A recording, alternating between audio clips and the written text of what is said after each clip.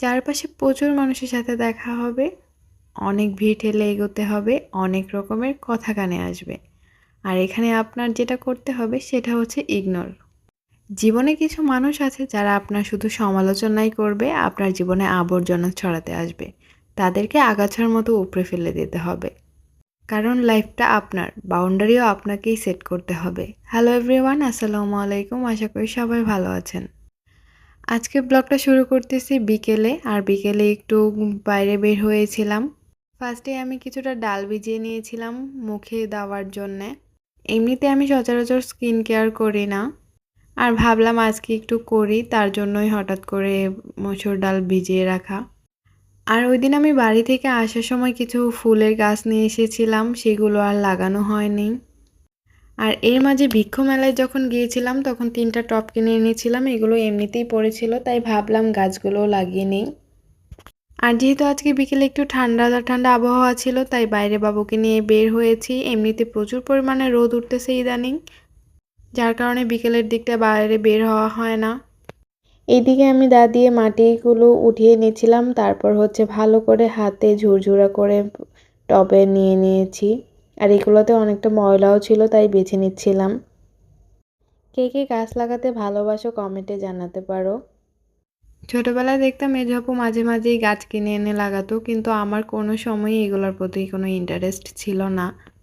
এখন মাঝে মাঝে হঠাৎ করেই কিছু জিনিসের প্রতি অনেক আগ্রহ সৃষ্টি হয়, আর সেই আগ্রহ থেকেই এই গাছগুলো লাগার উদ্যোগ নেওয়া। আমি যেই টবগুলো নিয়ে এসেছি ওইগুলোর মধ্যে ফার্স্টে আমি সব মাটিগুলো একে একে ভরে নিচ্ছিলাম। এই দিকের মাটিগুলো একটু অন্যরকম, লাল মাটি, একটু আঠালো টাইপের, তাই হাত দিয়ে একটু ভালো করে ঝুরঝুরো করে নিচ্ছিলাম। নাহিয়ানকে ওইদিকে ছেড়ে দিয়েছিলাম, ও একলা একলাই খেলতেছে, আজকে কোনো ধরনের বিরক্ত করে নাই। ওকে রেখে তো ইদানিং কোনো কাজই করা যায় না। ও শুধু ওর কাছে নিয়ে আমাকে বসিয়ে রাখে, ও খেলা করবে আর আমি ওর সাথে বসে থাকবো।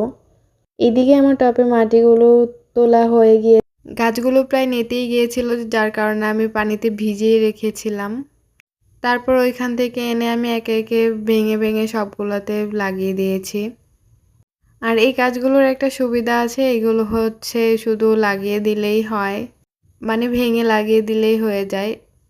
এই জিনিসটা কিন্তু অনেক ভালো। আর আমি অ্যালোভেরা গাছ 2টা এনেছিলাম, একটা হচ্ছে বড় গাছ, ওইটাই ছোট টবের মধ্যে হবে না, সেজন্য সাইডে রেখে দিয়েছি। আর ছোট্ট একটা অ্যালোভেরা গাছ ছিল, ওইটা আমি ছোট টবের মধ্যে লাগিয়ে দিয়েছি।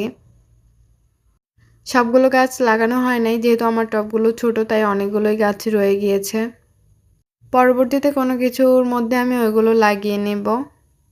আমাদের সমাজে অনেক মানুষ আছে জানেন তো, যারা অন্যের সমালোচনা করে, অন্যে কি করলো না না করলো ওইটা নিয়ে মাথা ঘামায়। কিন্তু তারা নিজেরা এটা একবার ভাবে না তারা নিজেরা কি করছে বা তারা কি করতেছে। এইসব মানুষের কাছ থেকে দূরে থাকা ভালো। এই যে এদিকে আমার গাছ লাগানো শেষ, আর ওই পাশে নাহিয়ান দাঁড়িয়ে খেলতেছিল। গাছ লাগানো শেষে আমি আগে একটা গাছ লাগিয়েছিলাম, এই গাছে আমি পানি দিয়েছি। তারপর হচ্ছে বাবুর আপু এইদিকে অনেকগুলো কচু গাছ লাগিয়ে দিয়েছিল, ওইগুলোতেও পানি দিচ্ছিলাম। আর আজকের বিকালটা এইভাবেই কেটে গিয়েছে। আগে যখন একা ছিলাম তখন সময় যেত না, আর এখন যেহেতু নাহিয়ান আছে সাথে, এখন কোন দিক দিয়ে যে সময় যায় বুঝতেই পারি না। যাই হোক, এইদিকে আমার গাছে পানি দেওয়া শেষ। তারপর আমি যেই গাছগুলো কিছুক্ষণ আগে লাগিয়েছিলাম ওই গাছগুলোতে এখানে পানি দিচ্ছিলাম।